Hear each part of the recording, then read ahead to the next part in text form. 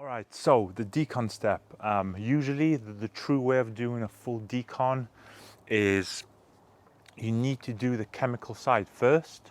And that's because when you do go into the manual side, if you can remove as much contaminants, because don't forget clay, whether it's organic clay, synthetic clay, it's still classed as abrasive. So if you do pick up a piece of contaminant that is embedded into the paintwork of glass, you run the risk. Everything is a potential here, but with this one, it's a high potential of scratching the paint.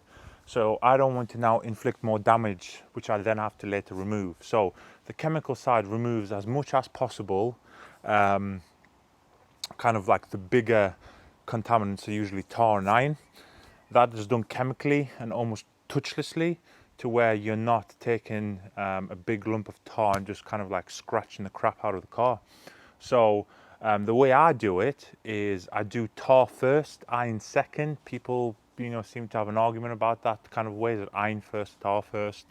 But the reason why I do the tar remover first is because tar usually, I'm sure you've seen some big blobs of tar.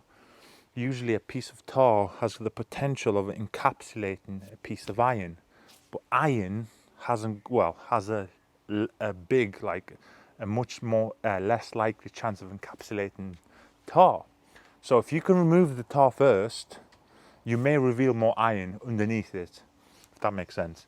So I always like to kind of, obviously tar first, iron next. If you like to do it the other way around, the car's not going to explode, but I believe this way is the better way. So this is the third iteration of our tar remover development. It's from, if you remember when we did the tar removal on the GLC. Obviously this is a more tweaked version. There's just some characteristics that we've added and removed from the previous version. So I've got obviously tar remover here in the 500ml PET bottle. And what I'm going to do is, again, it's a bit like citrus. I'm going to focus mainly on the bottom end. However, I will also spray everything, just in case. By the way, I've got the roof rails here. I've took them off. And here is a little bit of a hiding spot for some really interesting bits. You never know, there might be a little bit of tar there, but normally tar lives on the bottom end of the vehicle. And this is where you should be focusing your attention. There's a piece of tar already straight away. There's a tar iron. That is tar. So 1, 2. We're flashing quick.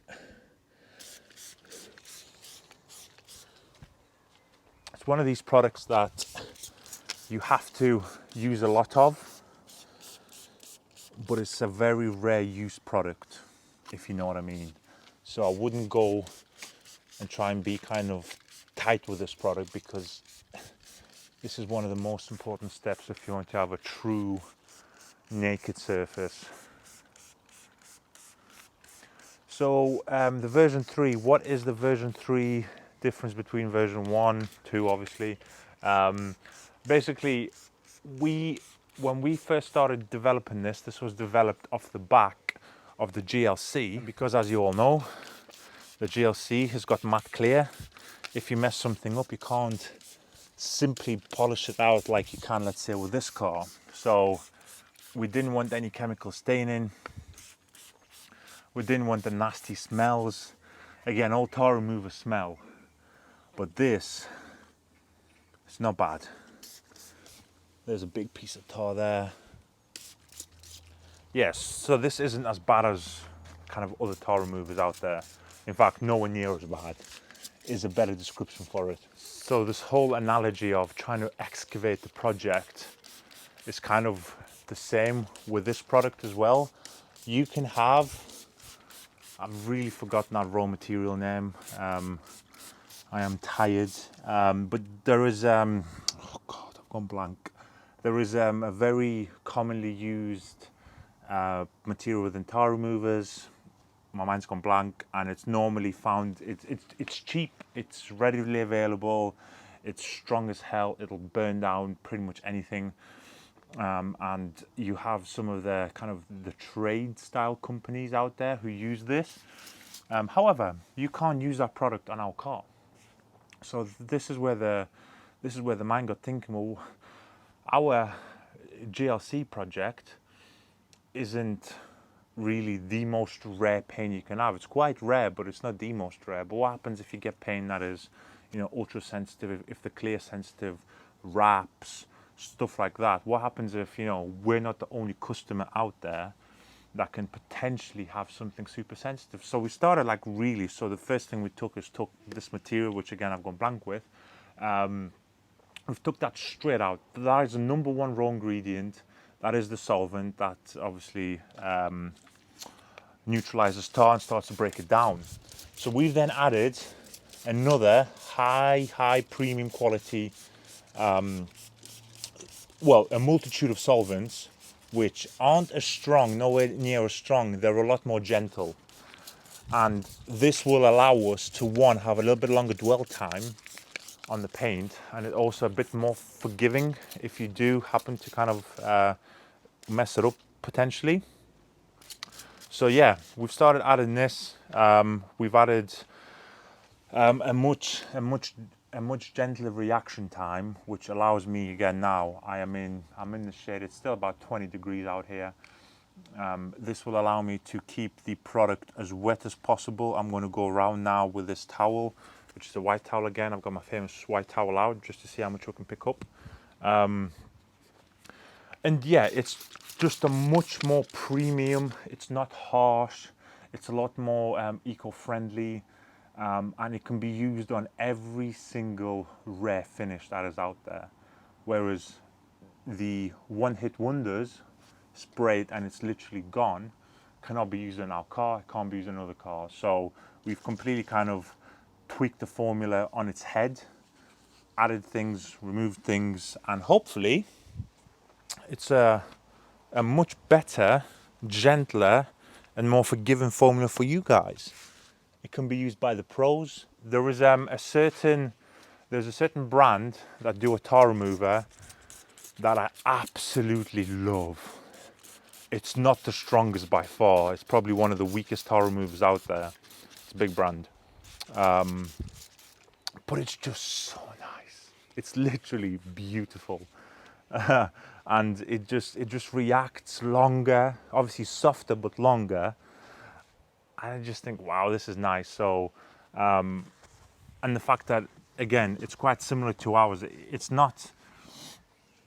can't be the same because the company in question is based on the other side of the world, which means they've got a whole different supply route of chemicals, a whole new chemist, of course, as you can imagine. But it opened my eyes. And by the way, I used this formula of tar remover for many years personally, and this is where it kind of opened my eyes to, you can have a product that is just as effective, if not more effective, that is not going to burn your skin off. So this is where we are right now. So what I like to do, I always say to myself, before a paint correction series, do not treat this like a how-to video. But I always do, because I like helping out. I think this is tar here. Definitely tar. So I'm kind of talking as if I'm trying to show you a how-to video on a product that is not even live yet. Come on, baby. There we go. Gone and gone. Now the car's technically clean, so again, as you can see, I'm not rinsing or changing the towels round. The car's had more water on it than the Titanic. It's good to go. Just looking at these things. I know there was something on the paint. You can hear it. Interesting. By the way, I wasn't even pressing that hard there. It's rainbowing nicely. There's nothing dry yet, which is lovely.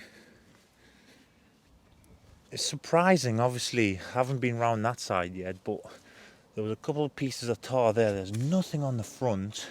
Even though it's a dirty car, it's a clean car in that aspect. Again, I'm going to hit the windows. I don't have to, but I want to, because it's just another step. The solvents in this will actually help start reducing the remnants of the protection, what's left of it. Now the roof's interesting as well, because the roof normally is where you catch the most kind of sap, like tree sap from trees and stuff. So this will nicely break it down. If I've got any glue from previous mods, or if someone tried to tape something or untape it, this will all take it down. There surely has to be something here. That's a fly. I thought that was, in fact, no, I was going to say no, that's a fly. I thought, Jesus Christ, it's a big piece of tar. It's peaceful here. It's peaceful. This place has a lot of memories for us. This is where we started the brand. This is where we grew the brand to being an international presence. So yeah, when the day comes, and that post will be on Instagram and YouTube and stuff, but when it comes, you know, I will have a little bit of emotion there. And the reason I say only a little bit is because I know the next place is where we go from being who we are now to potentially being a completely kind of unrecognizable place. More staff, more people on, kind of obviously coming on our, or I'm not even going to say, I'm the idea we've had is just crazy, absolutely crazy. But yeah, you always have to progress in life. If you don't progress, and everybody should know this by now, but everybody who doesn't progress, even if you're in a career job, imagine you start at your level 1 pay. Nobody wants to stay at level 1 pay for the rest of their life.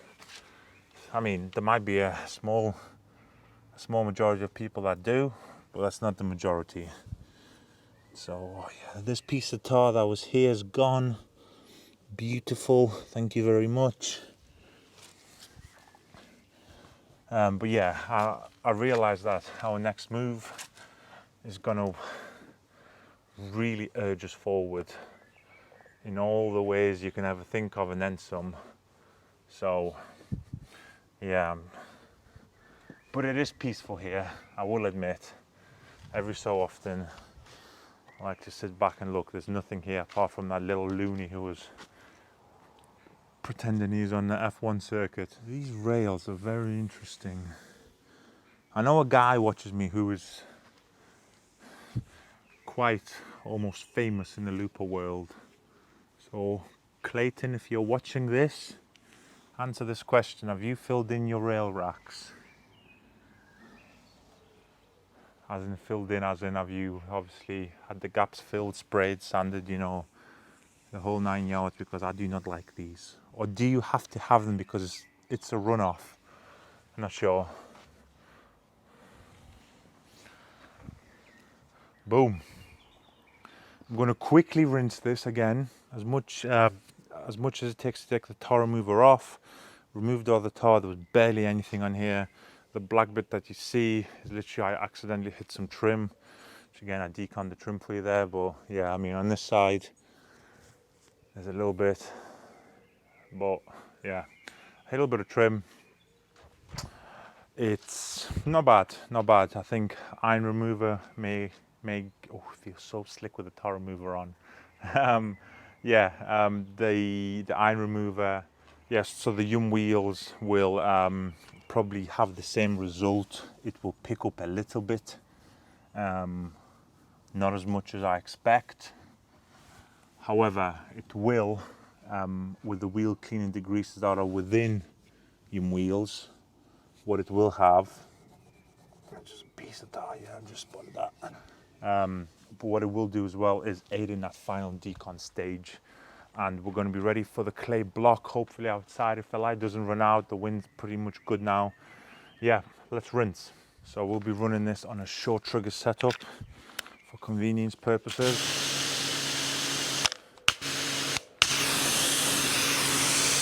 You're going to see some awesome beads now. It's always the same with all the cases when you use a tar remover. It looks like you've put a coating on, but it quickly dies off.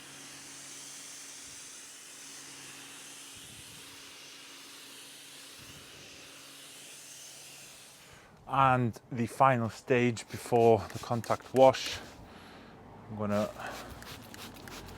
change the fan pads in again. I'm going to go heavy with this. Let the product do the talking. So what I'm going to do as well, I'm going to obviously, I'm sure you've seen me rinse this car 57,000 times now during the series. I will obviously foam this car over the top at the very last stage after the clay block stage.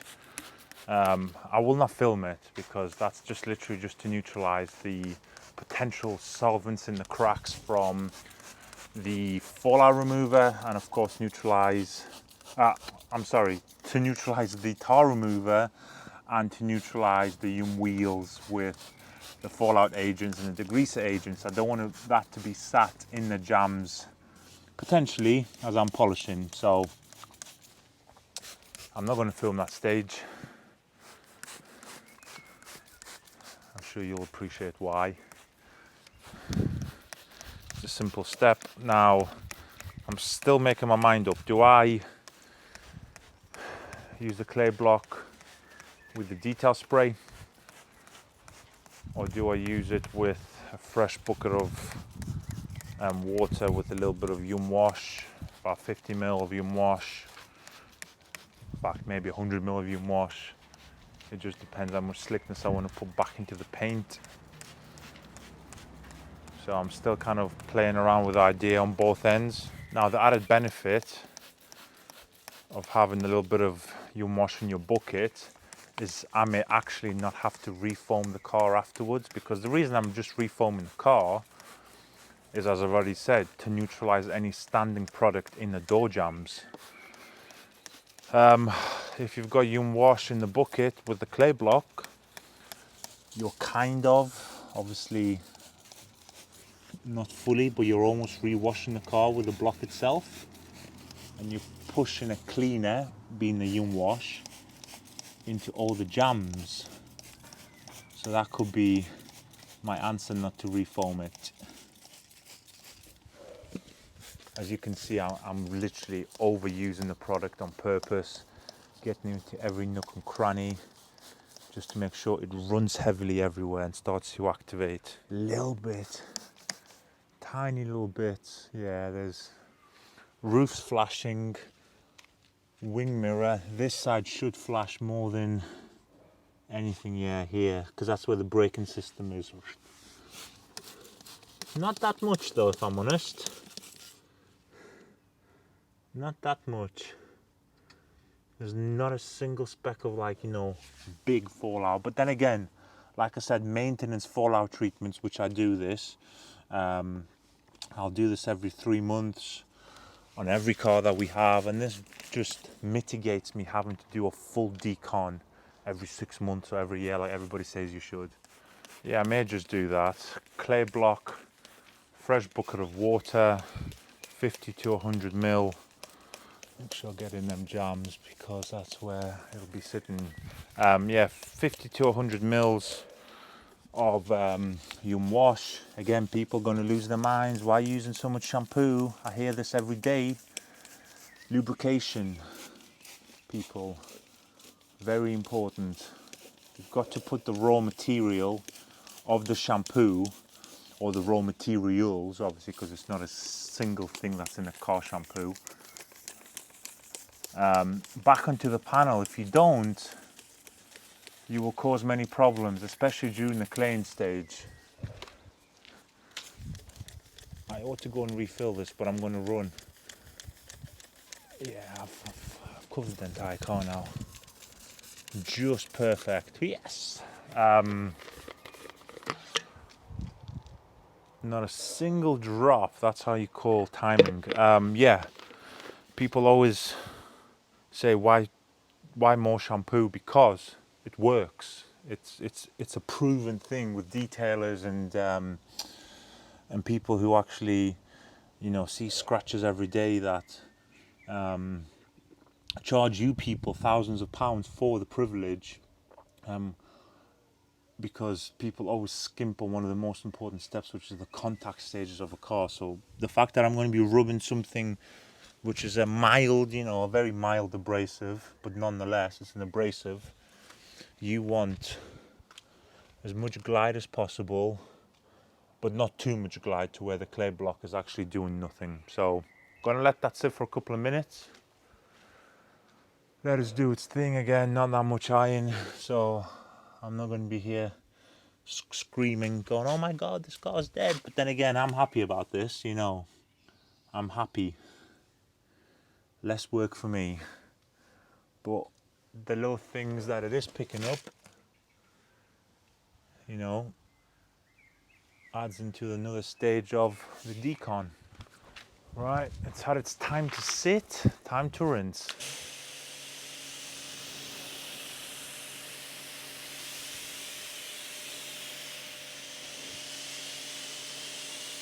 So I've got my wash bucket. I've got as you can see, a bucket full of slickness. So basically this is our clay block. And I'm gonna bounce in and out of using it as a clay block and then just as an interface pad itself to get into the tighter areas. Oh yeah. So basically imagine you're washing the car, but you're repeating the process in the same panel more than you would if you're washing the car. So I've left the car dry, wet, and the extra water on here will give me kind of extra lubrication. It's already on the car, so why get rid of it?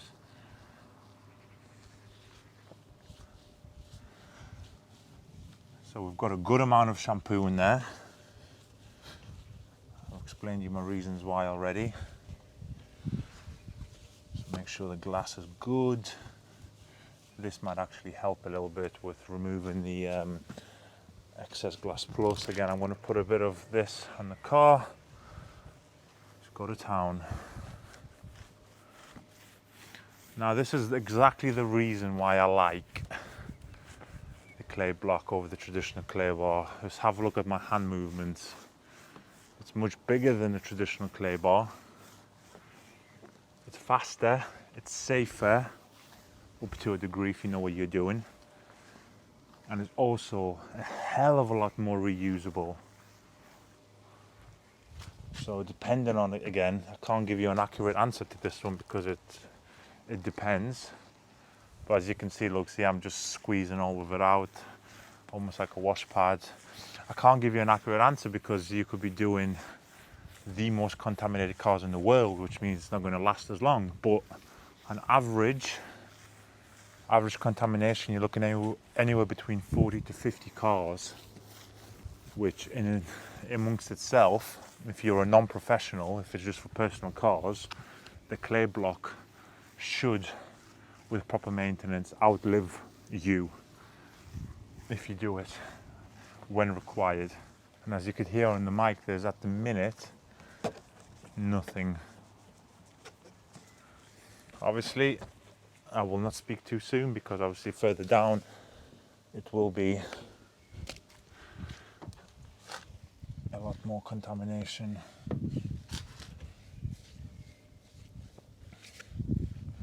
But again, I've gone through the steps enough to where I know I have reduced the potential embedded contaminants in the paintwork tenfold. Oh you know when you feel, I mean, I look like a real car pervert right now, but when you feel clayed paintwork, beautiful.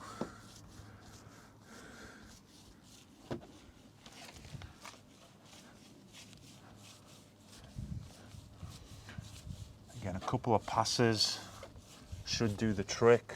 If it's not, just repeat. Now remember, do not put, I'm going to do this on glass, don't put your weight behind it and do this, because it will obviously cause massive paint damage. But I'm just using the weight of my hand, whatever that weight may be, and I'm just applying the friction method, not the pressure method. Friction is what makes clay special, not pressure. And by the looks of the weather, it looks like it's going to absolutely hammer it down, which will complete the UK typical day in the day of a UK summer. Rain, shine. In fact, it hasn't snowed yet, so it can't be the full UK summer. I'm just not feeling like using the block setup. I'm almost feeling like I'm using a little wash pad here. I just feel a little bit of grip here, so there is something on the bonnet, on the boot.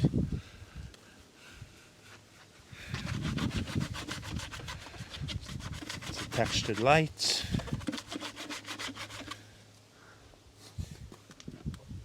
And the wind's picked up again, so typical. Just like a stock claying, but it's not too strong.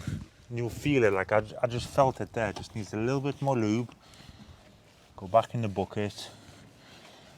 If you are using this, say, inside, or you want to use a detail spray, which is immensely lubricating, as soon as you feel a little bit of drag, put a bit more detail spray on.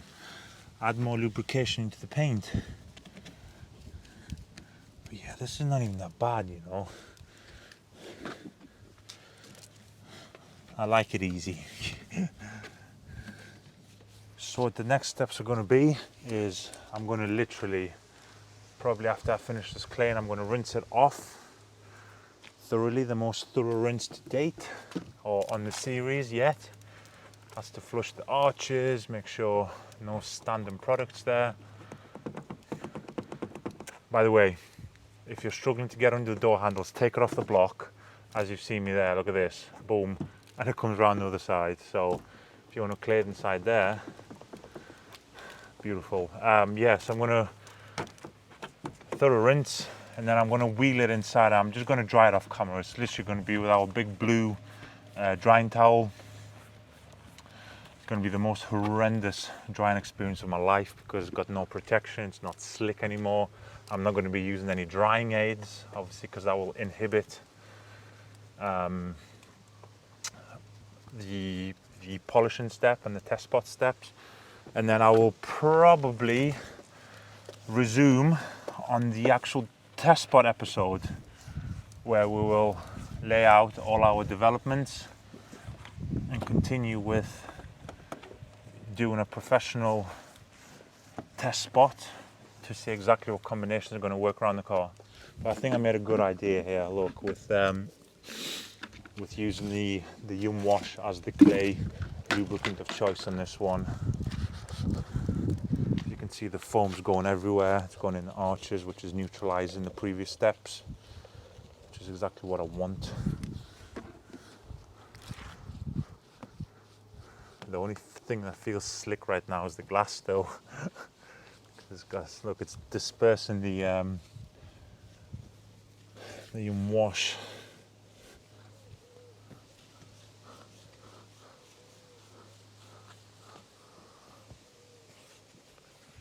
I always had a feeling, you know, when I've been playing around with a car and, you know, washing and drying and all that type of stuff, I always knew that this wing, there was something on this wing.